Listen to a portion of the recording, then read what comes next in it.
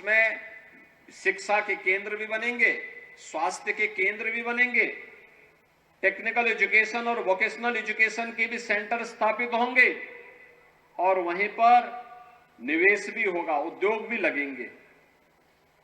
हमें विकास के इन कार्यों के प्रति एक सकारात्मक रुख अपनाना ही पड़ेगा। इस सकारात्मक रुख का परिणाम हमारे सामने विकास के रूप में आएगा, रोजगार के रूप में आएगा, उस क्षेत्र के लोगों के जीवन में खुशहाली के रूप में आएगा। याद करिए कितना परिवर्तन हुआ। आज से 100 वर्ष पहले, 150 वर्ष पहले, 200 वर्ष पहले यहां की त्रासदी बन चुकी थी प्लान था, जिसके कारण यहां के लोगों को बाहर जाना पड़ा था, अन्य देशों में जाना पड़ा था। और अन्य देशों में फिर उन्होंने जब मेहनत की, परिश्रम किया, उस देश को विकास की बुलंदियों की ओर अग्रसर किया, तो वहां पर जन विश्वास के वे प्रतीक बने। जन विश्वास के प्रतीक बने तो वहां का नेतृत्व उनके हाथों में आया। भाइयों बहनों, हम लोकतांत्रिक मूल्यों के साथ रहते हैं। जन विश्वास पर खरा उतरने के लिए जब हम अपने स्तर पर प्रयास करेंगे, उसके परिणाम भी हमारे पक्ष में आएंगे। एक संकल्प होना चाहिए हमारे जीवन का। प्रधानमंत्री जी ने आजादी के अमृत महोत्सव वर्ष में इसी बात को कहा। उन्होंने जिन पंच प्रण की बात की थी, ये पंच प्रण हर भारतीय के जीवन का संकल्प होना चाहिए। और उस पंच प्रण जो थे, उनमें सबसे पहला संकल्प है कि हम विकसित भारत का निर्माण करेंगे। विकसित भारत का निर्माण कैसे होगा?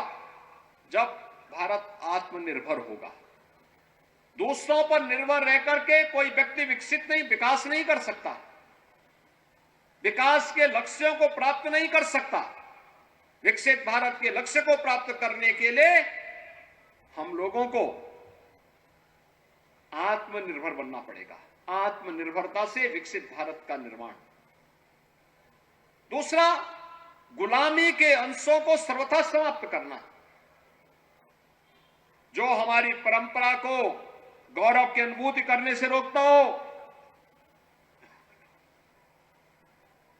उससे किनारा करना। गुलामी किसी भी स्थिति में स्वीकार्य नहीं। तीसरा, विरासत पर गौरव की अनुभूति करना। अपने पूर्वजों पर, राष्ट्रीय महापुरुषों पर, देवी देवताओं पर, इन सब पर गौरव की अनुभूति करना। मानबिंदुओं के प्रति सम्मान का भाव रखना, महापुरुषों के प्रति सम्मान का भाव रखना। विरासत को हर हाल में स्थापित करके उससे प्रेरणा प्राप्त करना। और चौथा है कि एकता और एकात्मता के लिए कार्य करना। आज क्या स्थिति हो गई है?